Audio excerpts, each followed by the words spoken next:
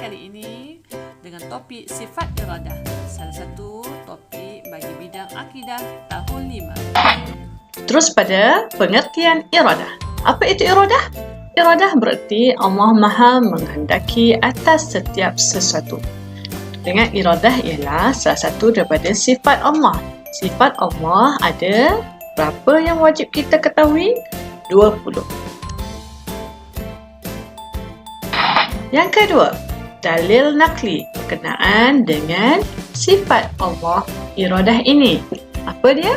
Iaitu daripada firman Allah Subhanahu wa taala. A'udzubillahi minasyaitonir rajim. Innama amruhu idza arada syai'an an yaqula lahu kun fayakun. Biasa kan kita baca ayat ini? Ayat mana ni? Daripada surah Yasin, ayat yang ke-82. Maksudnya, sesungguhnya keadaan kekuasaannya apabila ia menghendaki adanya sesuatu, hanyalah dia berfirman kepada benda tersebut. Jadilah engkau, maka jadilah ia. Hebat kan Allah? Tiada siapa yang boleh melawan kekuasaan Allah. Semuanya adalah bergantung kepada kehendak Allah yang mulia. Okey.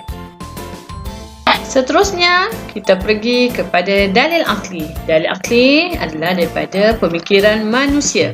Banyak contoh-contoh ataupun dalil akli yang boleh kita kaitkan dengan kekuasaan Allah ini. Pertama, seperti kejadian kembar seiras dan tidak seiras. Hebat kan Allah? Allah ciptakan manusia itu kembar, tapi ada yang lahirnya sama, ada yang tidak. Ada berlainan jantina, ada yang sama jantina. Selain itu, tentang pantai yang tersembunyi dan terbentang luas. Ada yang kita boleh nampak jelas nyata, ada yang perlu kita meneroka baru melihat keindahannya. Pemandangan alam yang menakjubkan. Dan ini terbukti banyak sangat tempat yang menarik yang terdapat di alam ini yang mustahil dibina atau dicipta oleh manusia. Seterusnya, perjalanan alam yang sistematik. Sistematik makna dia berlaku perjalanan yang sangat teratur.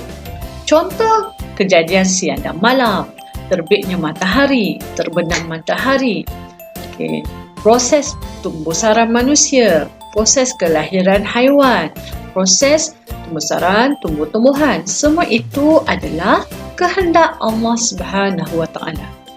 Hebat kan Allah? Sebab itu jangan sesekali kita tidak bersyukur dengan nikmat Allah dan sentiasa memuji Allah Subhanahu wa taala. Apakah hukum beriman dengan sifat Allah iradah? Ya, wajib. Waw, alif, jim, ba. Wajib. Jika kita tidak beriman, maka berdosa. Ini berarti semua kehendak Allah pasti terjadi. Tiada makhluk yang boleh menghalang kehendak Allah. Kita wajib beriman bahawa Allah bersifat iradah. Dan kehendak Allah tiada batasan.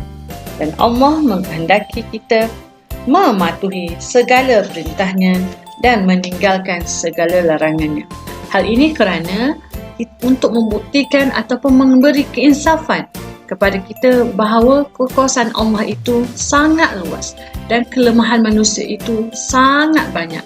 Pastinya manusia tidak dapat melawan ataupun menandingi kekuasaan Allah. Bahkan manusia itu sendiri yang perlukan Allah untuk perjalanan hidup mereka sampai mereka mati. Mari kita lihat apakah dia kesan meyakini Allah bersifat iradah. Apabila dikatakan kesan, pastinya perkara-perkara yang baik. Yang pertama, kita hendaklah memohon pertolongan hanya kepada Allah. Tekun berusaha dan bertawakal. Jangan bertawakal dulu ataupun jangan berserah dulu sedangkan tiada usaha. Tetapi kita perlu berusaha dengan bersungguh-sungguh. Kemudian, berusaha menjadi mukmin yang soleh dengan mentaati perintah Allah. Tidak hanya boleh menyebut, aku hamba Allah yang baik, aku anak yang soleh, sedangkan perbuatan kita tidak ada ataupun tidak melakukan perkara tersebut. Seterusnya, tabah dan sabar dengan ketentuan Allah. Apa yang Allah berikan kepada kita di dunia ini, kita tabah dan sabar. Dan yang kelima, redha dan syukur dengan iradah Allah. Pastinya setiap Allah berikan kepada kita sebagai manusia, pasti ada hikmah dan pengalaman serta pengajaran yang berguna. Allah tidak sesekali menzalimi hamba-Nya. Bahkan Allah memberi ujian itu untuk menaikkan lagi martabat manusia itu di sisi Allah Subhanahu wa Ta'ala. Seterusnya kita masuk pula akibat tidak meyakini Allah bersifat iradah. Apabila dikatakan akibat, pastinya ia berlawan dengan kesan dan lebih menjurus kepada perkara-perkara negatif. Yang pertama, mengingkari perintah Allah. Yang kedua, menjadi mudah putus asa. Yang ketiga, malas berusaha. Yang keempat, hidup sentiasa gelisah. Yang kelima, sombong dan takbur dengan kelebihan diri. Hal ini memang akan terjadi apabila kita merasakan kita lebih hebat daripada Allah Subhanahu wa Ta'ala. Kita hanyalah kerdil dan bersifat sangat lemah.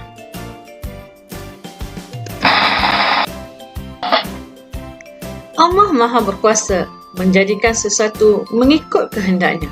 Apabila terbenamnya matahari, munculnya malam dan berlalulah siang. Perjalanan alam yang sistematik ini adalah mengikut iradat Allah.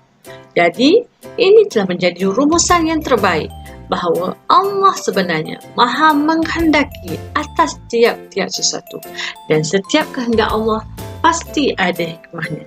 Oleh hal demikian, kita haruslah mentaati dan sentiasa memohon pertolongan daripada Allah kerana kita sangat kerdil dan kita memang memerlukan Allah sepanjang masa. Sampai di sini dahulu perkongsian kita. InsyaAllah kita akan bertemu lagi pada siri-siri yang seterusnya. Jumpa lagi.